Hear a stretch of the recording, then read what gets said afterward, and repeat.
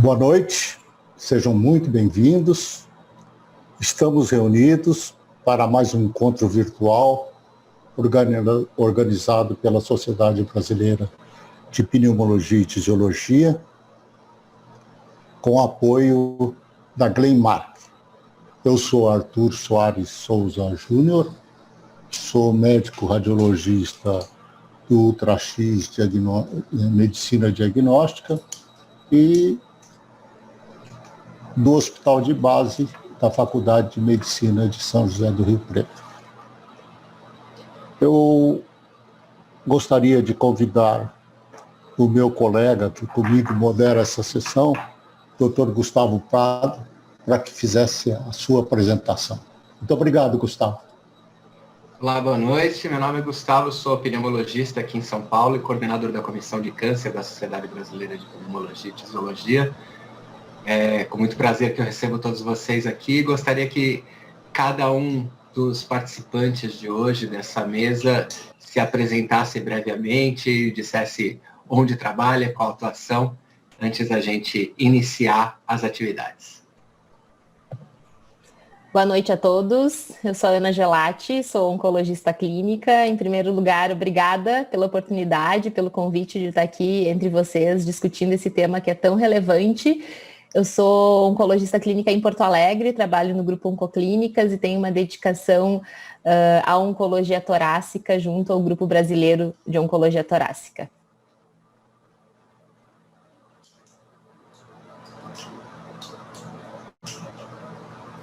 Prazer, meu nome é Bruno Rohriger, eu sou radiologista torácico do Hospital São Lucas da PUC e do Pavilhão Pereira Filho, e sou professor de radiologia da PUC e da Federal de Ciência e Saúde aqui de Porto Alegre.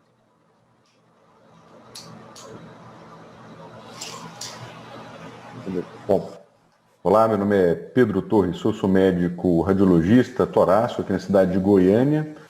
Exerço minhas atividades especialmente na clínica multimagem, no Hospital Orion, e também atuo na graduação na Universidade Unevangélica.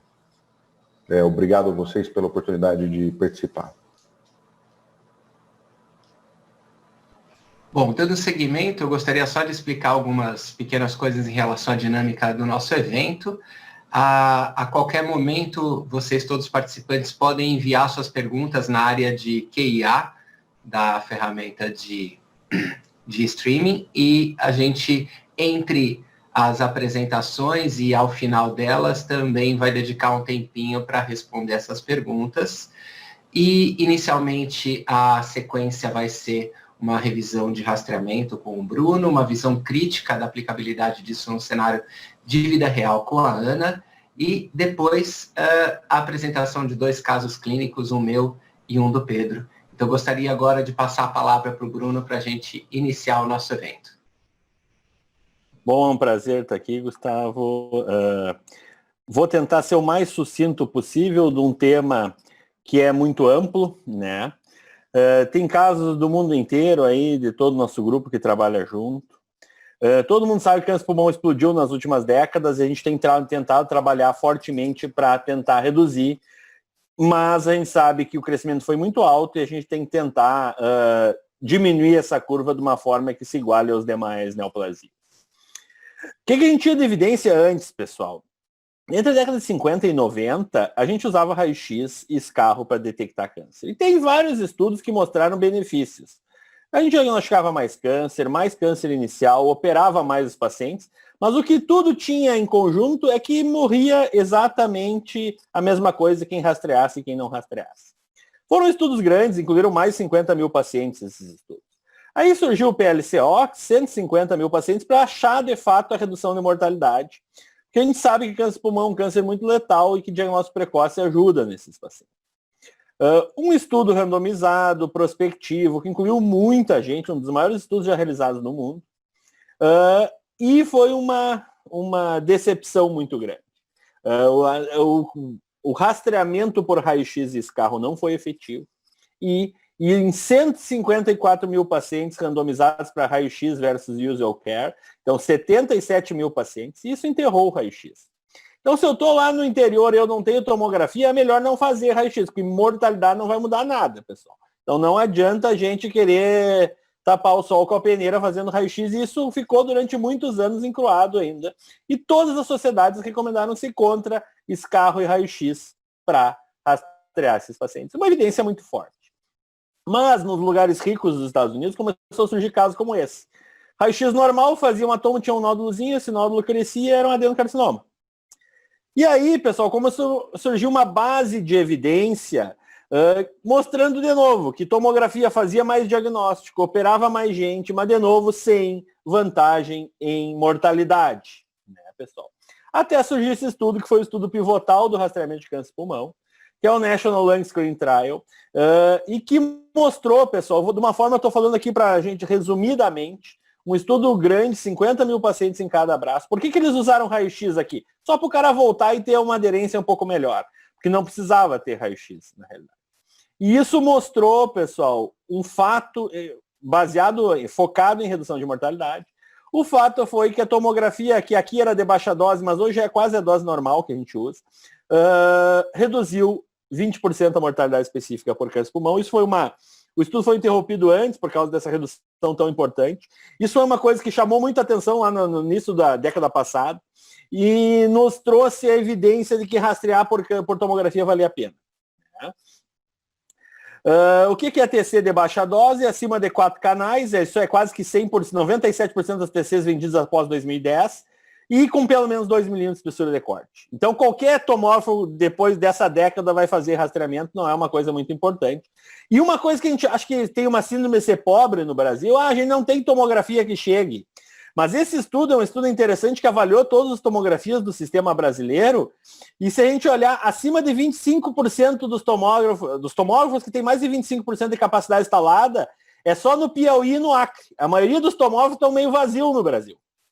Então, a gente tem capacidade para rastrear, não é porque ele não queira. Então, a gente tem capacidade de fazer rastreamento e tem tomógrafo para isso. Pós-National Lung Screening foi um problema, porque era um estudo muito robusto, os outros estudos europeus eram tudo menores, daí todo mundo saiu, bom, o que será que vale a pena nós brigar com esse gigante aí? E aí surgiram vários estudos que já estavam em andamento, o Nielsen era o maior deles, que tinha uma abordagem mais para avaliação volumétrica, que é muito discutível. Tem gente que ama, tem gente que odeia, mas era uma abordagem diferente, que mostrou também na sua publicação, agora um pouco bem mais recente, uma redução de 24% no braço de rastreio versus o braço de controle em relação à mortalidade específica por câncer de pulmão. Isso foi bem interessante. Nós tivemos os dados do MILD, que foram dados melhores ainda, mas é um estudo italiano que o começo foi meio bagunçado da inclusão desse estudo. Que também mostrou dados até mais importantes num segmento um pouco maior, girando em torno de 58% de redução de mortalidade em 5 anos, para mulheres especialmente, mas dados muito convincentes, e aí sim, gerando um corpo de evidência que nos sugere muito que rastreamento de fato reduz pelo menos 20% a mortalidade por câncer de pulmão em quem reduz. Nós sempre achamos que aqui vai ter mais nódulo também, esse aqui é um estudo lá do Marcos, que a gente participou, que a gente tem nódulos acima de 6 milímetros, é muito semelhante aos dados do National Lung Screening Trial. A gente está tentando usar em várias outras áreas também. Esse é um estudo em relação a rastreamento em paciente que vai fazer exame de coronária, mostrando dados muito semelhantes ao do National Lung Screening Trial. Claro que todos fumavam também, todos tinham critérios de inclusão. Quem recomenda com essa base de corpo aí virou uma festa da uva, como a gente brinca aqui, porque quase todo mundo está recomendando, né? A única associação que ainda não recomenda, mas que eu acho que vai entrar esse ano, é a Associação dos Médicos de Família, né? Quem que tem que fazer entre 55 e 74 anos, com mais de 30 anos maço, que tem que ter parado a menos de 15 anos. E não pode ter sintoma, né? E é óbvio que tem que poder ser operado, não pode pegar uma velhinha paraplégica, não mal respira e querer rastrear, né, pessoal? O paciente tem que ser assintomático e tem que ter uma capacidade de ser tratado, né? Tem que ter laudos estruturados, é que os guris vão falar mais para frente, isso é fundamental que a gente tem, né? E a gente vai para quem paga, né, pessoal? Uma TC custa em média R$250, sem contraste, baixa dose, 27 pacotes de cigarro, 1 mês de tabaco, 2 meses e meio de adesivo de nicotina, e isso se aprovou custo efetivo nos Estados Unidos. No Brasil, esse estudo ainda está em andamento, a gente espera fazer sair em breve. E para vocês terem uma ideia, uma das coisas que mais está se investindo hoje em dia, inclusive, é rastreamento por ressonância magnética, que se mostrou muito mais custo efetivo que tomografia, por ver nódulos, só nódulos mais positivos. Isso aqui eu só trouxe para complicar um pouco a discussão mais para frente, mas isso mostrou que a gente pode economizar mais ainda usando um método que é um pouco mais caro. Os americanos não são tão preconceituosos com isso. E concluindo, então, pessoal, a gente sabe que rastrear e fazer diagnóstico T1, N0 e M0 é importante, mas é certo que o mais importante, pessoal, é parar de fumar. Esse paciente fez com uma carteira de cigarro que estava faltando 2 cigarros no bolso. Fumou um antes de entrar por exame. Então, a gente sabe que parar de fumar é muito mais efetivo, isso tem que ser reforçado.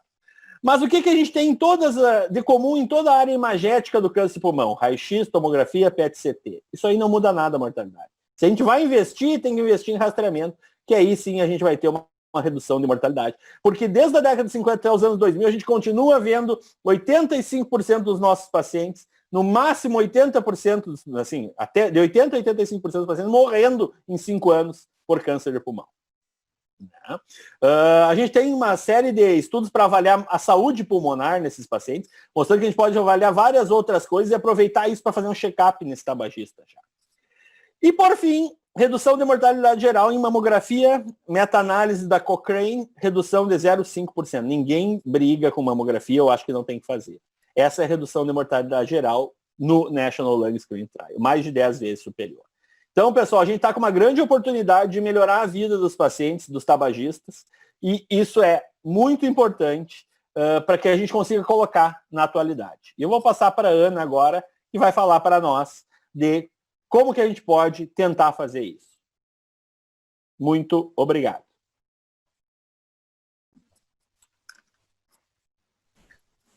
Vamos lá, então, pessoal. Radiologista ganha por laudo, né? Eu falo meio rápido, mas... Mas eu também falo, Bruno. Não se preocupa que eu também falo rápido. Então, a gente está na mesma linha. A ideia é a gente poder conversar agora um pouco em qual que é o espaço, né? Para que esses programas de rastreamento possam ser colocados na nossa prática clínica. E eu acho que, para isso, é bem importante a gente revisar e até para dar ainda mais base para o que o Bruno acabou de falar em relação à importância do rastreamento. A gente vai revisar rapidamente o que tem de epidemiologia, como que a gente pode reduzir ainda mais o impacto do câncer de pulmão, quais são os fatores modificáveis, reforçando por que a gente deve realizar o screening e quais são os desafios, então, na implementação. Esse slide eu gosto bastante porque a gente nos traz aqui a revisão, então, americana, mas que é muito próxima dos nossos dados, né? A mortalidade por câncer de pulmão é muito alta, né? É uma das mais altas, a letalidade do câncer de pulmão é uma das mais altas, e apenas 20,5% dos pacientes de câncer de pulmão, de uma forma geral, vão estar vivos em 5 anos.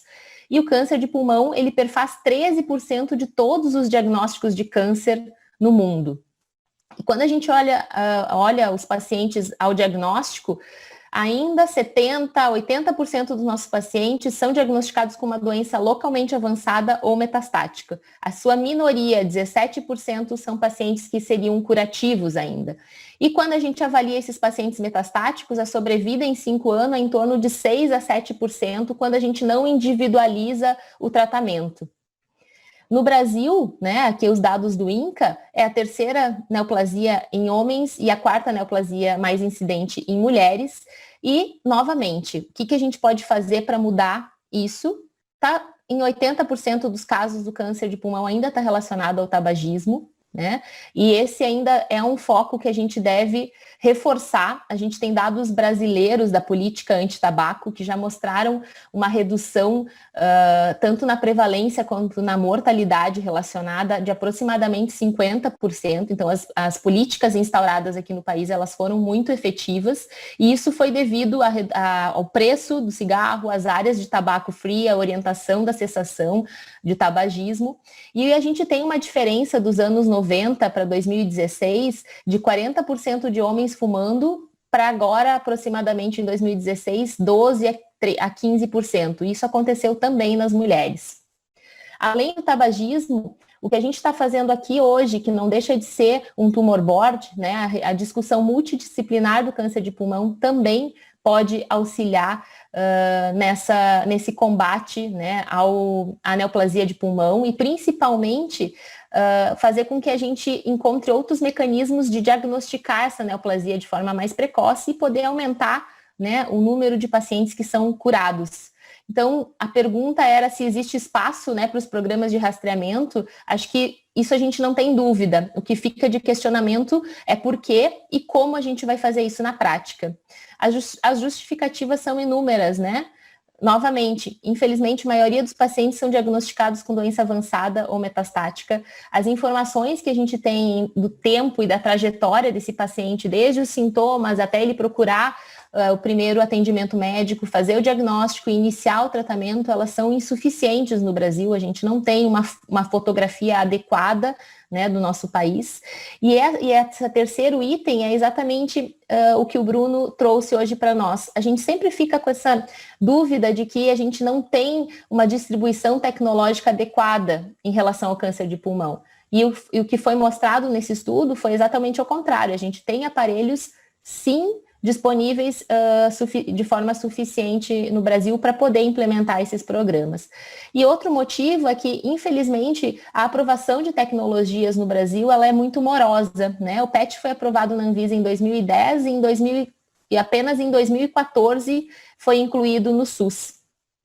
Então, a gente parte de um momento em que a gente não sabia exatamente qual paciente que deveria fazer esse rastreamento, até chegarmos agora e termos todos esses dados que o Bruno mostrou de vários estudos randomizados que comprovaram realmente uma redução de mortalidade específica por câncer de pulmão de em torno de 20% a 25% de redução. O que a gente precisa analisar, então, em termos, quando a gente quer implementar uma política de rastreamento, né? Qual que é o impacto dessa doença, né? A incidência, a prevalência, a mortalidade, e quanto a isso o câncer de pulmão ele preenche todos os critérios, né? Se existe um período de doença que é pré-clínica, câncer de pulmão também preenche esse critério, né? Porque a gente tem muitos pacientes que só vão ser diagnosticados na fase tardia. Qual que é a sensibilidade do teste, né, nesse cenário pré-clínico? Índice de falso positivo é uma coisa que às vezes nos preocupa nos países em desenvolvimento pela incidência de outras doenças granulomatosas que poderiam gerar um número maior de falsos positivos, né?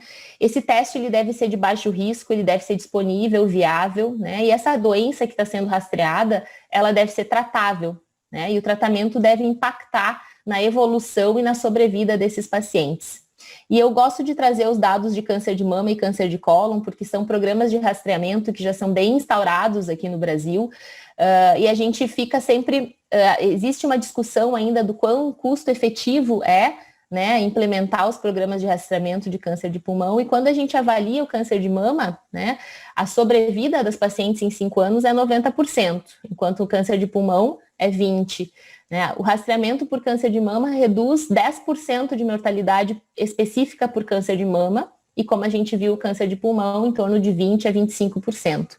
E o câncer de cólon, sim, que tem números bem impressionantes, né? Tem uma redução de mortalidade específica por câncer de cólon de 43%. Mas isso é para mostrar que, apesar de a gente ainda não ter um rastreamento disseminado no câncer de pulmão, os números só favorecem com que isso aconteça o quanto antes. Essa foi um programa feito na Flórida, né? Quais seriam os passos e como que a gente deveria agir para conseguir colocar na prática, né, um programa de screening para câncer de pulmão. O que eles nos trazem é que o primeiro passo seria organizar um time multidisciplinar, né, definir quem será capacitado para cada uma das atividades, identificar em cada local, porque ainda mais no Brasil, que é um país tão heterogêneo, né, a gente tem desafios e oportunidades diferentes dependendo da região, e a gente precisa definir um fluxo e padronizar quais são os critérios de rastreamento e de segmento. Isso envolve quais pacientes vão ser rastreados, quem vai indicar esse exame, quem vai receber o resultado desse exame, como que esse paciente vai ser acompanhado depois. Então, é uma equipe que, ao meu ver, deve ser multidisciplinar para que isso tenha realmente uma funcionalidade. Não é simplesmente solicitar um exame. Isso não caracteriza implementar um programa de rastreamento. E, além disso, a gente tem que fazer uma divulgação e ampliar o conhecimento de toda a população, não só para pacientes, mas também da comunidade médica em relação a isso. E também ter um controle de qualidade para saber que impacto isso está tendo no nosso dia a dia e o que está nos trazendo de benefício. Aí as pessoas sempre nos perguntam, mas a gente mora realmente num país em desenvolvimento, aqui é muito difícil, a gente tem vários desafios, né? Mas, sim, isso é verdade, né? Não é só no Brasil que a gente tem esses desafios, né? A gente tem uma alta incidência de tuberculose e de outras infecções pulmonares que provavelmente vão aumentar o nosso índice de falso positivo, mas isso é contornável, né? A gente sabe que isso vai acontecer e a gente tem que estar só preparado para saber lidar com esses achados, né? E, além disso, a gente justifica muito a não colocar em prática isso por falta de estrutura, falta de recursos humanos, se é custo-benefício ou não, mas eu acho que esses conceitos têm que cada vez mais cair, né? E a gente realmente se reunir de forma multidisciplinar para achar quais são as vias de, aos poucos, colocar isso em prática, né? E a triagem ideal, como a gente falou há pouco, tem que ser de fácil execução e amplamente disponível. A gente tem um exemplo brasileiro, né, que o Ricardo Salles fez e foi publicado, que é o BRELT 1, que analisou 4.000 pacientes e 790 participaram, né, são critérios de inclusão muito semelhantes ao estudo americano, e os achados também foram positivos de forma parecida com os estudos que foram feitos fora do Brasil. Então, eu acredito realmente que o rastreamento, com os dados que a gente tem hoje, foi comprovado que ele reduz mortalidade por câncer de pulmão. A gente tem ainda no estudo americano uma redução de mortalidade geral de 6,7%, que não é pequena, quando o Bruno mostrou comparado com câncer de mama, né?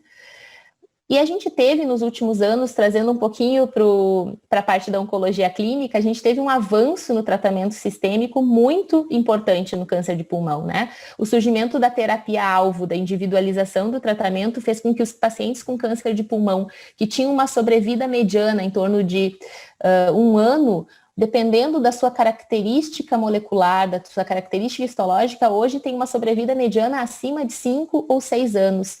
Isso não é só na doença metastática, né? O paciente com doença localizada, avançada, localmente avançada, hoje tem indicação de usar a imunoterapia também como um aumento muito importante na sobrevida global. E a gente já teve o impacto das políticas locais anti-tabaco. Então, eu acho que o que a gente ainda pode fazer, né, para poder melhorar esses números, né, melhorar a sobrevida desses pacientes e diagnosticar eles de forma mais precoce, realmente é colocar e trazer para o nosso dia a dia as estratégias de rastreamento, né? O que a gente deve discutir, qual vai ser a suficiência financeira, né? Quais são as equipes que vão estar sendo envolvidas, né, o acesso, e como a gente vai avaliar esses falsos positivos, e certamente a gente tem que ter uma equipe multidisciplinar para identificar esses pacientes e para poder oferecer um segmento e uma conduta adequada conforme os achados do exame de imagem. Acho que era isso que eu tinha para trazer agora. Muito obrigada. Muito obrigado, Ana. Obrigado, Bruno. Eu acho que a gente teve uma revisão bastante compreensiva, bastante abrangente do tema, tanto do ponto de vista técnico, quanto esse olhar crítico em relação à execuibilidade dele no cenário de vida real. E como a gente está cravado no tempo, eu acredito que seja um momento interessante para a gente já trazer a primeira pergunta antes dos casos clínicos. Então, o Paulo de Almeida pergunta, e eu acho que essa pode ser colocada para o Bruno, mas todos sintam-se à vontade para contribuir. Qual é o período de tempo para repetir a tomografia num paciente suspeito? Essa é a pergunta trazida pelo Paulo de Almeida. O screening é anual. O mild teve... Então, tem que fazer todo ano, né? E nem mamografia. Mas o mild teve um subestudo mostrando que talvez pudéssemos fazer isso a cada 2 anos. Isso não está definido ainda, mas o que você tem de definição é que ele é anual por enquanto, né? Eu procuro me basear mais nos dados do National Lung Screen Trial, que é o estudo que eu considero mais forte, bem desenhado e reprodutível que a gente tem, e que demonstrou uma redução da mortalidade geral nesses pacientes, que foi visto em poucos estudos até então, né? Então, eu não sei, Arthur, Pedro, o que vocês acham?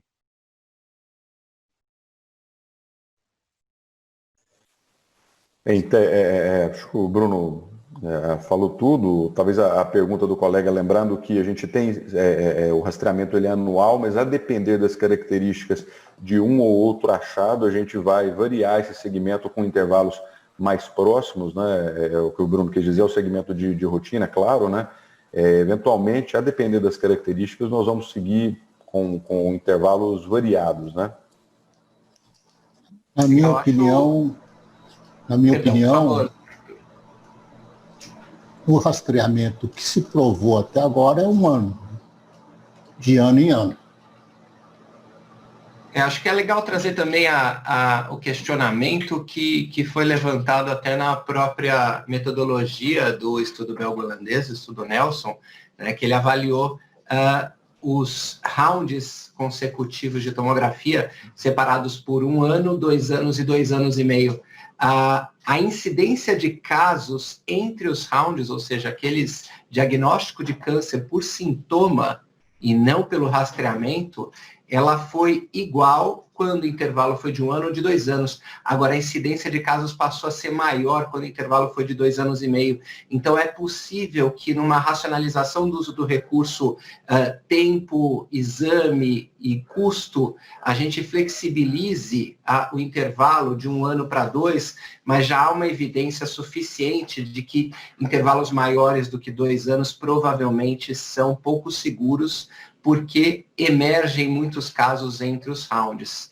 E é claro, lembrando que esses intervalos pré-determinados, eles são assumidos quando do exame anterior negativo, né, ou de baixo risco. Para aqueles que têm achados positivos, a depender da estratificação do risco por uma equipe multidisciplinar ou pelo fluxograma do protocolo, esse paciente pode ser indicado para uma investigação invasiva ou para antecipação dos exames de segmento. Então, vale a pena sempre checar nos protocolos, e eu acho que eu tenho um slide disso na apresentação do meu caso. Temos mais uma pergunta? Não, ainda não. Então, eu sigo para o meu caso e, na sequência, a gente tem o caso do Pedro, e é provável que entre um caso e outro a gente também intercale com a resposta das perguntas da nossa audiência. Então, eu vou agora compartilhar a minha tela. Pronto. Então, é um caso de vida real, né, que até poderia ter sido um pouco mais fácil não fosse a pandemia. Esses são os meus potenciais conflitos de interesse, a maioria relacionados aí a ações de educação, pesquisa e atividade associativa.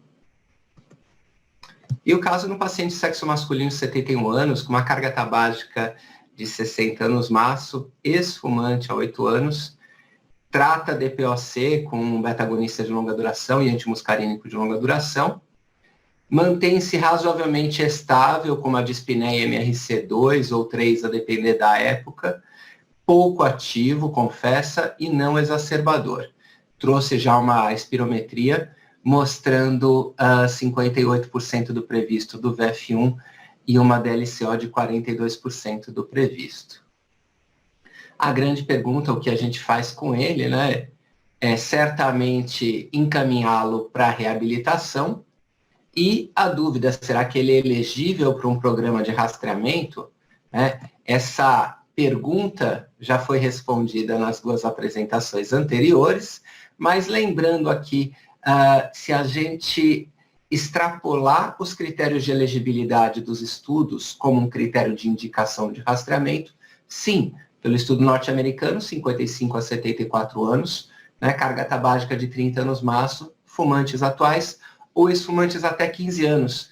Pelo estudo belgo-holandês, o intervalo um pouco maior, 50 a 74 anos, pelo menos 10 cigarros por dia ao longo de 30 anos, ou um consumo diário de 15 cigarros por pelo menos 25 anos. E a recomendação da Força-Tarefa norte-americana é de uma extensão desse intervalo de idade para 50 a 80 anos, embora não haja nenhuma evidência que suporte isso, foi uma decisão estratégica do colegiado, com uma carga tabágica de pelo menos 20 anos maço. Né? Lembrando que, assim como a Ana colocou de forma bastante clara, crítica e sensível, que desde que o paciente tolere essa investigação, que ele seja elegível para um tratamento de um eventual achado positivo, que a estrutura do sistema seja suficiente para que o paciente seja avaliado num time multidisciplinar que tenha um critério muito preciso e cuidadoso para a indicação de procedimentos invasivos, para que não haja aí uma sobreposição de eventuais iatrogenias por procedimentos indicados em casos de falsos positivos, e isso acabe tirando a custo-efetividade e o benefício líquido do programa de rastreamento, e naturalmente, se houver suficiência financeira da fonte pagadora, qual seja pública ou privada. E o nosso caso, um paciente com aqueles critérios positivos para realizar o rastreamento, ele fez a primeira tomografia que mostrou essa opacidade de vidro despolido no lobo superior direito, no segmento apical, de 7 milímetros de diâmetro. E outro achado bastante interessante aí é a enorme profusão de enfisema, predominando nesse caso o paraseptal, mas também centrolobular. E, segundo os critérios do estudo norte-americano, seria um achado positivo. Nódulo acima de 4 milímetros era achado positivo, fim de papo.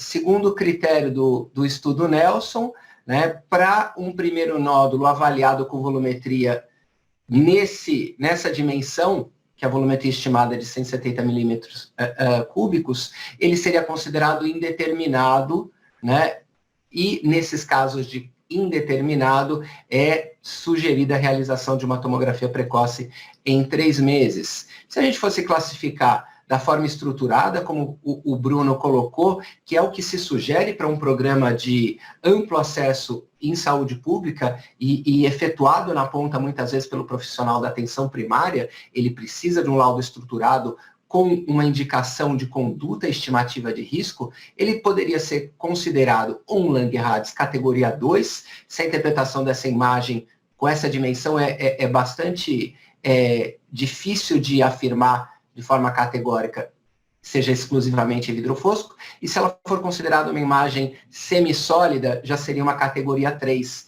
E a dúvida é, será que a gente repete precocemente, considerando aí um indeterminado em 3 meses? Se a gente considerar um Langerhans 2, a gente poderia esperar até 6 a 12 meses, eventualmente, a depender do risco do paciente. O que a gente fez? A gente pediu em 3 meses. O que o paciente fez? O paciente fez em 8, porque veio a pandemia. Ele sumiu e pediu só para a gente renovar o exame, que não foi nem aceito pelo convênio, e ele repetiu após 8 meses, e a gente vê nitidamente que o nódulo aumentou bastante. Né? Esse é um trechinho da tomografia do paciente, que a gente vê essa enorme profusão de áreas coalescentes de enfisema centrolobular e paraseptal, de predomínio nos lobos superiores e mais nitidamente aí à direita, e esse nódulo espiculado, sólido, de cerca de 13, 14 milímetros, segmento apical do lobo superior direito. Aqui uma visão do nódulo, aqui uma visão amplificada dele. E o que a gente faz agora, o que a gente tem na mão, um nódulo aí de 14, 15 milímetros, pelo estudo americano já era considerado positivo, continua sendo, só que agora é de altíssimo risco.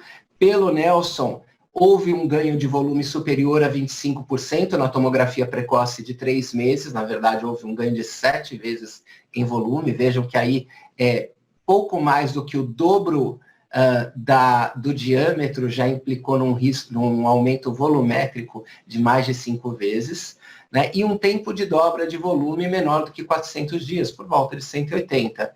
E a categoria dele, nesse momento, pelo Langerhans, seria 4X.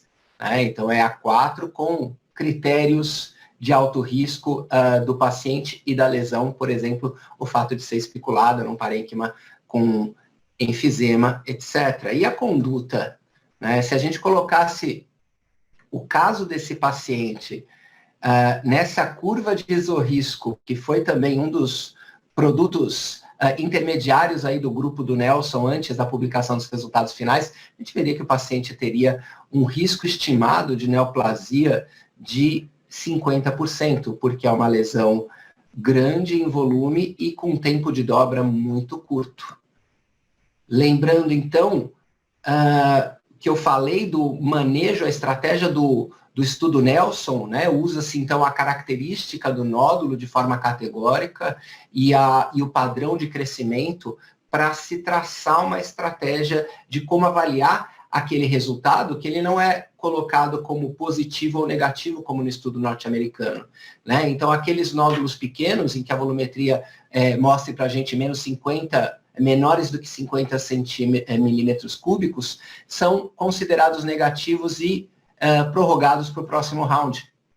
Aqueles que têm nódulos grandes, menor do que 50 milímetros cúbicos, dá um diâmetro aí de uns 4 a 5 milímetros, enquanto esses maiores do que 500 milímetros cúbicos, que teriam aí um diâmetro maior do que 10 milímetros, seriam considerados de cara nódulos positivos encaminhados para avaliação pneumológica. O nosso paciente não tinha nenhum nem outro. Ficou nessa intermediária, sinal amarelo, merece uma tomografia precoce de 3 meses. E aí, com essa tomografia precoce, aquele que tem um ganho de volume pequeno, inferior a 25%, ainda é considerado de baixo risco e pode esperar pelo próximo round, enquanto aquele que tem um ganho superior em volume a 25%, como é o caso do nosso paciente, a gente avalia o tempo de dobra de volume para estratificar em risco e verificar como esse paciente se comporta. Se for um paciente de crescimento muito lento, um tempo de dobra de volume superior a 600 dias, ele pode aguardar o próximo round, porque é um paciente de baixo risco, mesmo tendo neoplasia, uma neoplasia de comportamento indolente. Aqueles que têm um tempo de dobra de volume intermediário entre 400 e 600 dias, são elegíveis para tomografia em 1 ano, mesmo que se eles estivessem no protocolo do Nelson, a próxima fosse em 2 ou 2 anos e meio. Então, ele faria invariavelmente uma tomografia seguinte em 1 ano. E aqueles que, apesar do ganho de 25% em volume, têm um tempo de dobra muito curto, inferior a 400 dias, o que é o caso do nosso paciente, teve aí um tempo de dobra de volume da ordem de 90 dias, é considerado positivo e encaminhado. Então,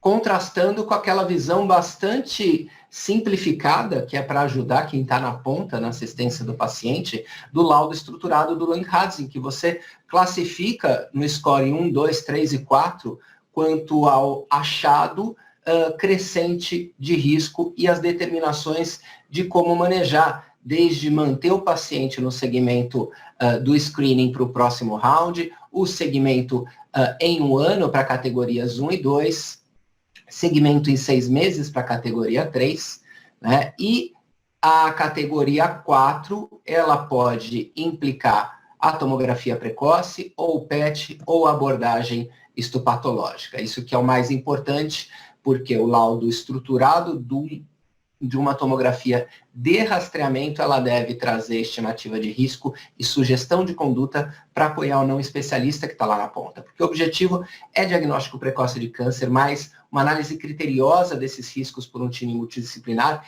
para que a gente tenha o mínimo possível de intervenção nos falsos positivos e, com isso, a gente evite diluir aquele benefício potencial do rastreamento.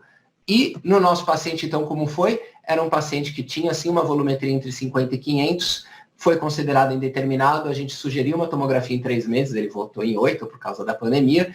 Ele teve um aumento volumétrico superior a 25%, um tempo de dobra menor do que 400, então é o sinal vermelho, não segue rastreamento, vai para investigação invasiva, e se a gente avaliasse pelo Langhans, ele seria provavelmente um 4B ou 4X, provavelmente um 4X por causa dos achados da lesão sugestivos de alto risco, o que já sugere ou a realização de exames precoces ou a amostragem histológica pelo alto risco de malignidade. O que a gente fez então com esse paciente nódulo de 15 milímetros positivo para o NLST, alto risco para o Nelson, Langhans 4X, curva de isorrisco maior do que 50%, a gente fez avaliação pré-operatória. Não partimos para estudo histológico pré-operatório desse paciente. Esse paciente tinha um alto risco de pneumotórax e de não tolerar bem o pneumotórax numa biópsia percutânea, o risco de ter um rendimento muito baixo numa biópsia transbrônquica. E o que a gente fez? Fez o PET não teve captação no mediastino nem em outro sítio, teve uma pequena captação no próprio nódulo, então ele continuou no PET estadio CT1, N0, M0, e a gente partiu para avaliação pré-operatória. Fez o teste cardiopulmonar de exercício e a cintilografia de perfusão pulmonar. Perfusão do lobo superior direito, que eu esperava viesse baixíssima, ela não veio proporcionalmente tão baixa, porque o paciente tinha nas bases muita pneumonia intersticial descamativa, que acabava, mesmo esse lobo superior sendo tão enfisematoso, ainda perfazendo mais do que a gente esperaria proporcionalmente daqueles tradicionais 15% de perfusão que a gente tem na contagem de segmento. O paciente na Ergospiro teve, então, consumo de oxigênio no pico do exercício de 13 ml quilo minuto, risco intermediário. A gente avaliou aí a tangente da VE-VCO2 para ver o acoplamento e eficiência ventilatória dele. Também valores limítrofes, a gente sabe que valores superiores a 35, eles implicam um risco aumentado de complicações cardiopulmonares em ressecções pulmonares. Então, era um paciente de risco intermediário alto, mas não proibitivo, né, para uma cirurgia de potencial curativo no cenário de uma neoplasia precoce. Então, a gente indicou uma segmentectomia do lobo superior direito, do segmento apical, né? A gente não indicou a radiocirurgia estereotáxica, porque há uma dificuldade estrutural de se indicar a radioterapia sem o diagnóstico histológico. E esse paciente, então, foi para a cirurgia, teve um pós-operatório, digamos, um pouco conturbado, né?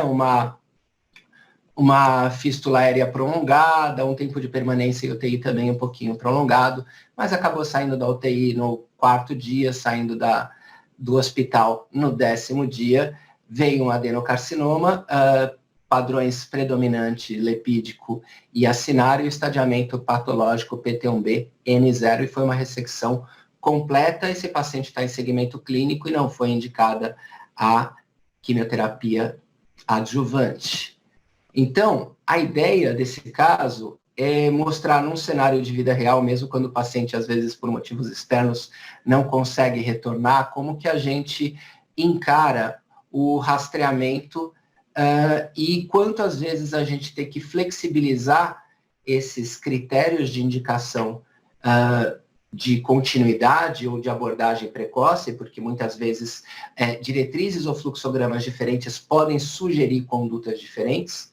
A gente vai individualizar de acordo com os riscos do paciente, a experiência do serviço e a disponibilidade e momento de maturidade da curva de aprendizado em cada um dos métodos que a gente tem na nossa mão, para oferecer o que a gente acredita ser a melhor assistência para o paciente. Então, nesse caso, a gente preferiu, ainda que ele não tenha retornado, uma reavaliação precoce, né, e diante desse cenário de alto risco, a indicação de um tratamento definitivo, mesmo partindo do fato da gente não ter a confirmação histológica, a probabilidade pré-teste era tão alta que a gente prescindiu da confirmação histológica e partiu para estadiamento e avaliação pré-operatória. Então, com isso eu finalizo a minha parte, fecho o meu compartilhamento e temos aqui uma pergunta que eu acho que eu aproveito aqui por ainda termos tempo para passar para a audiência. Infelizmente eu não tenho o nome, né, do participante que enviou essa pergunta, mas considerada a opção de uma punção guiada por tomo e o tratamento ablativo da lesão, sim, foi considerada. A gente acabou numa análise de risco e benefício optando por não realizar a biópsia percutânea dessa lesão, sabendo que um resultado negativo a gente não valorizaria, um resultado positivo não mudaria a nossa conduta, e o risco do paciente ter alguma descompensação por tolerar mal um pneumotórax durante o procedimento era razoável. Em relação a terapias ablativas, qual seja a radiofrequência, crio, micro-ondas, e a própria, né, radiocirurgia estereotáxica, que é a que tem um maior corpo de evidência, a gente não indicou porque nos nossos serviços a gente só indica esses tratamentos quando tem a comprovação histológica. E uma pergunta aqui do Bruno Baldi: como vocês recomendam o rastreamento de neoplasia de pulmão em indivíduos com doença pulmonar intersticial fibrosante, tendo em vista um risco ainda maior? E a frequência da avaliação complementar se modifica? Quem quer responder essa pergunta? Na nossa experiência, o maior cuidado que tem que ter é o radiologista lembrar de olhar o câncer também na doença intersticial. A gente não tem grandes estudos, mas é muito comum tu pegar um exame que já tem 3 exames com câncer e doença intersticial, porque existe o sinal da mariposa, que a gente brinca em radiologia, que a gente fica girando em volta de uma luz e não olha para os lados, né? Então, acho que o cuidado de rastrear e chamar isso de rastreamento de câncer pulmão em doença intersticial é o mais importante. Eu não sei, a minha experiência aqui, o pessoal faz anualmente tomografia nesses pacientes, primeiro para avaliar agora a fibrose progressiva, que pode ser que aconteça, e segundo, para avaliar rastreamento. Mais alguém quer complementar? Se nesse momento ninguém for complementar, a gente pode partir então para o caso do Pedro, e na sequência a gente finaliza com as perguntas que a gente ainda tiver da audiência. Obrigado, Gustavo. Parabéns às apresentações que me antecederam, e acho extremamente importante, por favor me confirmem se o compartilhamento está ok. Acho extremamente oportuno que o meu caso venha após o seu, né? Acho que a gente vai ter várias reflexões para fazer de rastreamentos aleatórios, individuais, versus um rastreamento institucional, com um tumor board, enfim, eu gostaria de usar do meu caso, ele foi propositalmente, ele tem vários superlativos dentro das particularidades dele, mas é um caso que ilustra, talvez, a heterogeneidade, né, até do âmbito cultural, do que se espera do rastreamento, né? O Gustavo deu um show de dados clínicos, aí obviamente a minha história é a história de radiologista, viu, Gustavo? Então, então prestem atenção nos detalhes e depois a gente acaba discutindo o porquê de eu ter trazido, né, esses casos especificamente. A primeira consulta, uma paciente completamente assintomático, que procura uma paciente médica, né, com uma intenção de fazer uma tomografia para avaliar a possibilidade de neoplasia. História tabágica negligível, tinha antecedentes familiares de neoplasia, etc., e ela manifestava o desejo de ser rastreada. É uma situação, nesse ponto eu gostaria de chamar a atenção para a necessidade, né, essa questão dos critérios de inclusão. Obviamente esse caso que eu trouxe é um caso muito extremo, mas não é raro que nós recebamos esses pacientes para realização de tomografia de baixa dose, não contemplando todos os critérios de elegibilidade para um ou outro, para os programas de rastreamento, né? Bom, enfim, foi acabado solicitado uma tomografia de baixa dose, né? Eu recebi a paciente assim no serviço, né?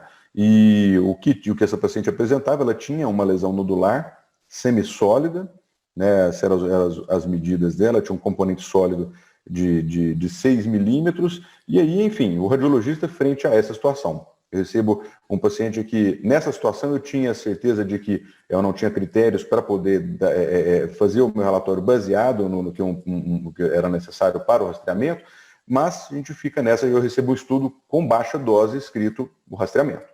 Então, a partir desse momento, eu recebo esse paciente, eu vou fazer o que o pedido médico solicitou, baixa dose, ou eu vou fazer uma tomografia com dose convencional, mesmo que, como o Bruno comentou, cada vez os exames de dose convencional têm ficado com tão menos radiação que a gente acaba aproximando isso, né?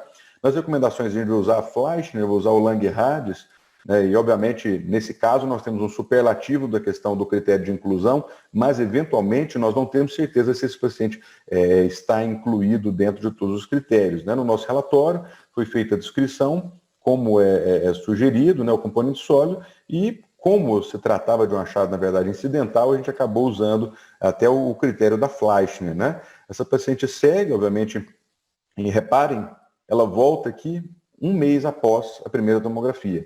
A gente indicou o controle evolutivo em 3 a 6 meses, ela chega aqui, né, com 30 dias para realizar uma nova tomografia. Como a colega era médica, a gente recebia até, durante esse segmento, pedidos que ela mesma fazia, né, e entra o componente da ansiedade, como nos consultórios lidar com essa questão. O nódulo estava estável e baseado, né, lá no segmento da Fleischner, se colocava aqui nódulos com componente sólido de 6 milímetros, dependendo da morfologia, a gente vai considerar ele suspeito, inclusive, para a possibilidade de repetição. Foram feitas outras tomografias, né? A gente vê aqui, num período aqui de 150 dias, já era a 4ª tomografia que a gente vinha fazendo de controle, né? E sempre a mesma indicação.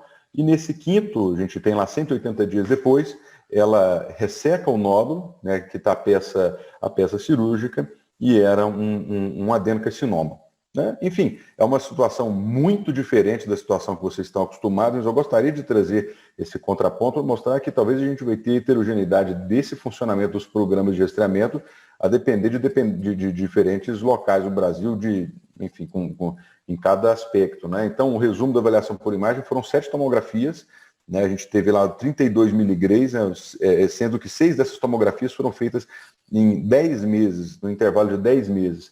Então, quais tópicos que eu gostaria de trazer para discussão, que eu gostaria de que a gente discutisse aqui, né?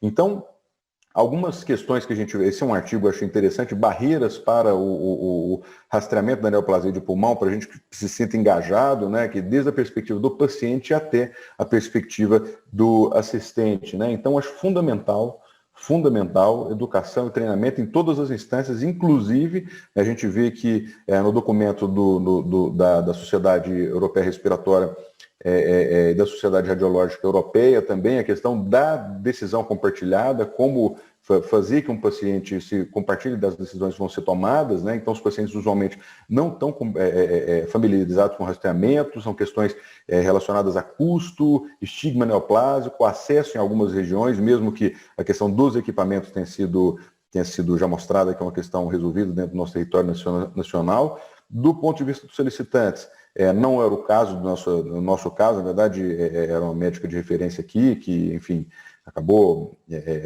estando diante de um paciente extremamente ansioso, né?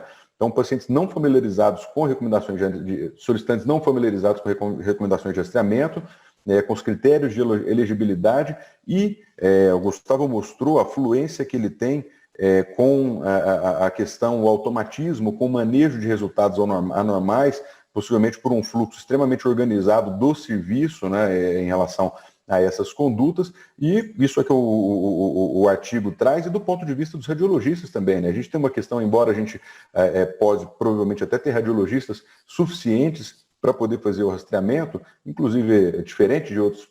Na Europa se levanta muito essa questão do número suficiente de colegas para fazer. Vem uma questão mais complexa, que é o treinamento desses colegas, né? Será que teremos colegas treinados, né, a ponto de desenrolar essa questão dentro de um tumor board, dentro de uma outra questão?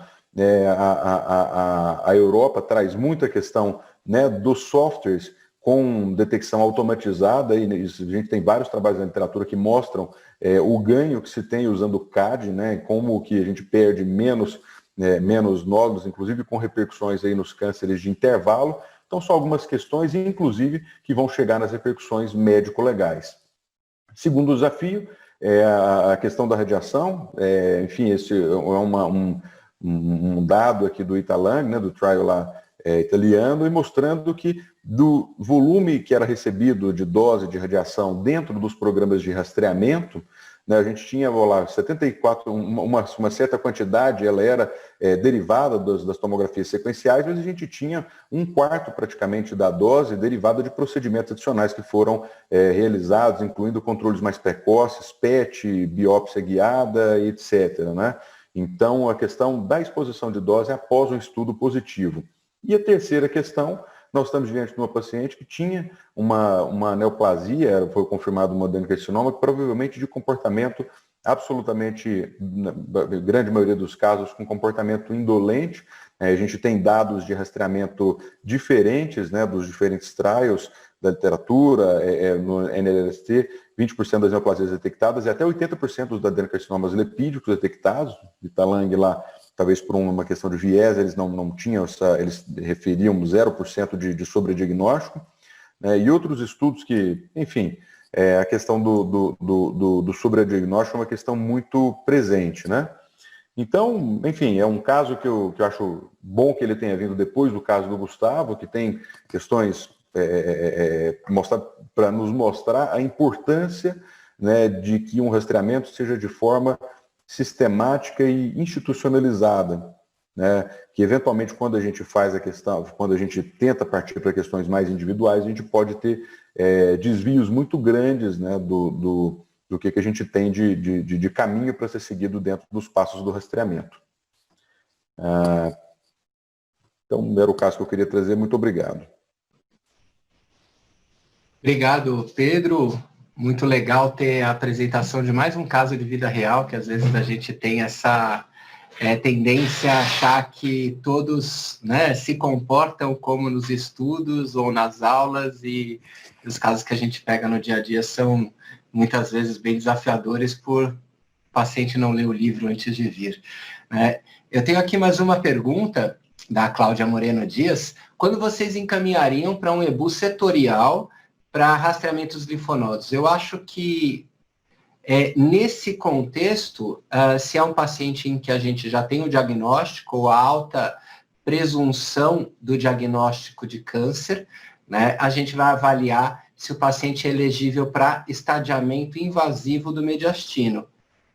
Nesses casos, a gente considera ou aquele paciente que teve um linfonodo aumentado à tomografia, ou um paciente que teve um linfonodo hipercaptante ao PET, ou aquelas situações em que mesmo com TOMI-PET negativa para o mediastino, a gente tem o risco de um falso negativo, ou seja, de um mediastino insuspeito. São os tumores maiores do que 3 centímetros, presença de linfonodo hilar, ou tumores centrais. Então, dentro desses cenários, ou da suspeita de acometimento mediastinal, ou da condição em que a gente pode ter um mediastino suspeito, a gente indica para aquele caso que já tem um diagnóstico de câncer ou alta presunção dele, o estadiamento invasivo do mediastino.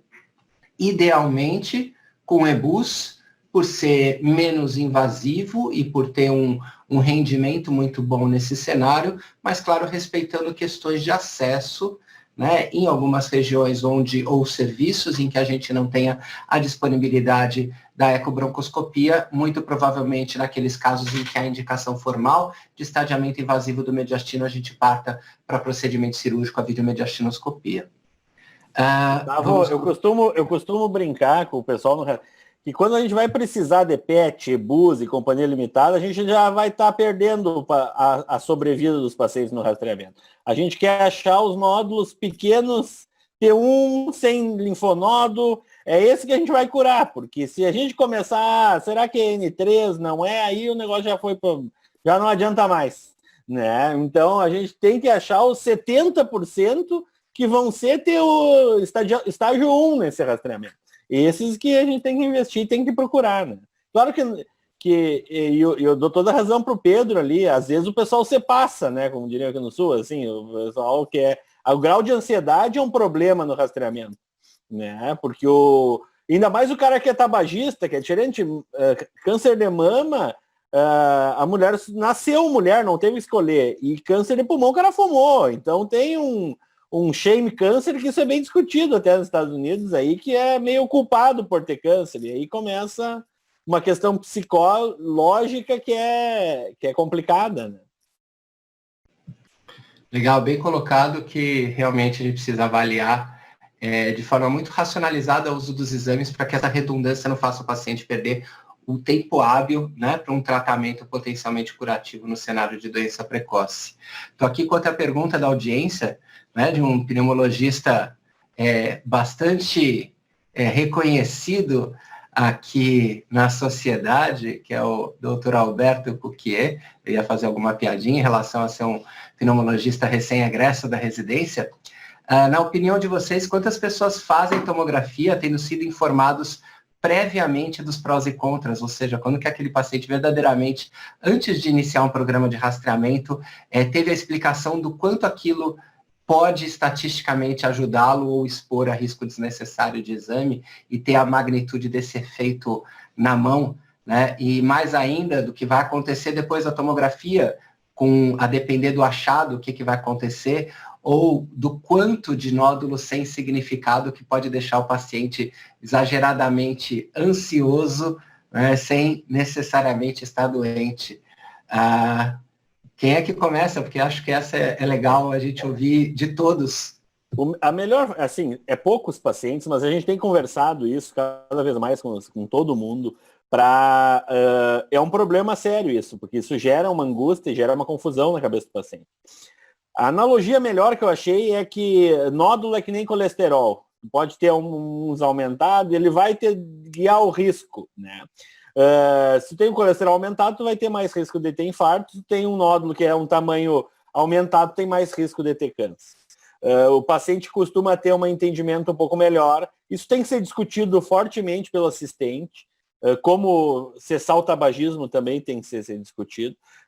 Mas é um problema que a gente cada vez mais vai ter que discutir, porque o paciente pode escolher ou não participar disso, e isso é uma escolha dele, né? Mas também ele tem que ser informado que isso é uma das chances dele não, assim, de reduzir a sua mortalidade por câncer de pulmão, importantemente. E mamografia, eu acho que a gente tem que entrar no caminho de como a mamografia andou. Óbvio que a mamografia ainda é muito bagunçada no Brasil, mas eu acho que a gente tem que entrar nesse sentido aí. Gustavo, tem um comentário. Eu acho que isso vai ao encontro do nosso desafio de, ao implementar um programa de rastreamento, realmente a gente não vai estar só falando de fazer o exame de imagem, né? O paciente tem que ter a assistência e a orientação que começa antes do exame e após o exame. Ele tem que entender quais são as alternativas e quais são os possíveis achados do que vem pela frente, né? Então, eu acho que isso é um ponto super importante, e o caso que o Pedro trouxe é algo que acontece muito no nosso dia a dia, e eu acho que para o oncologista também, a gente recebe pacientes querendo, né, realizar o rastreamento, e ainda mais quando a gente está falando de alguém da área da saúde. Eu acho que a ansiedade ainda é algo que dificulta um pouco mais, né, a gente conseguir seguir. E por isso que a gente determinar qual que é o fluxograma, isso tem que ser no início, né? E não ao longo do caso.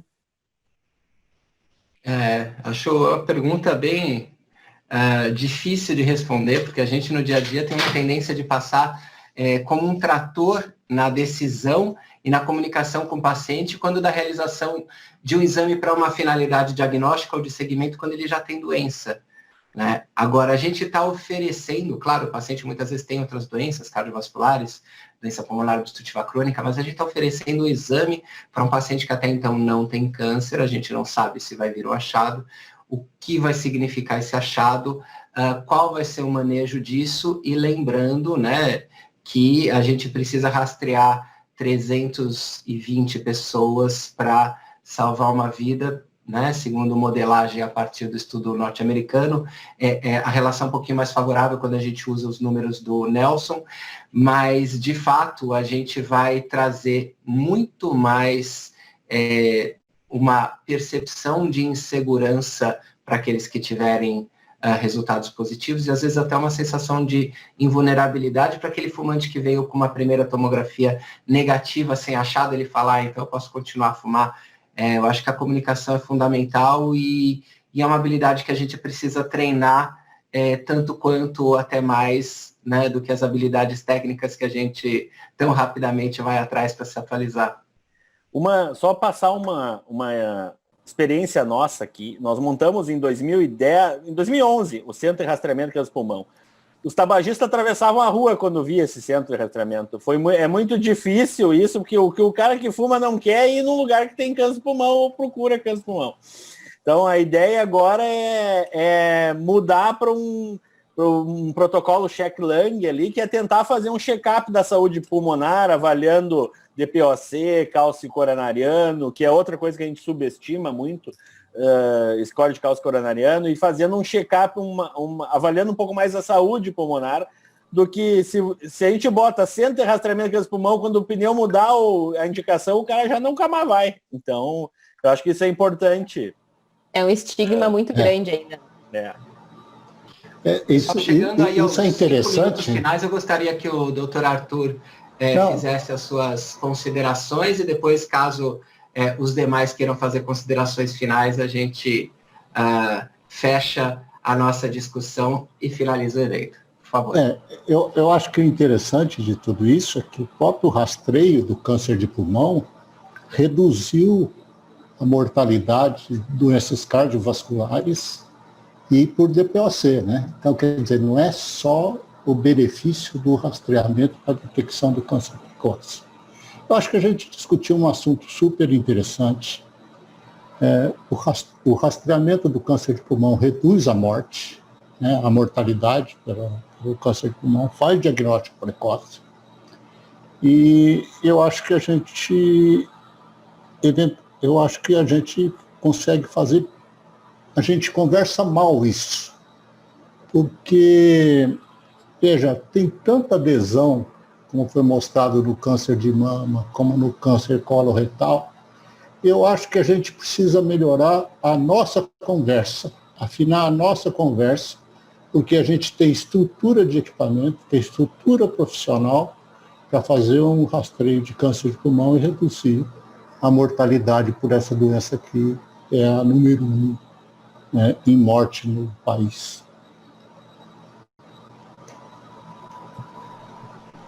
Mais alguém quer fazer considerações finais?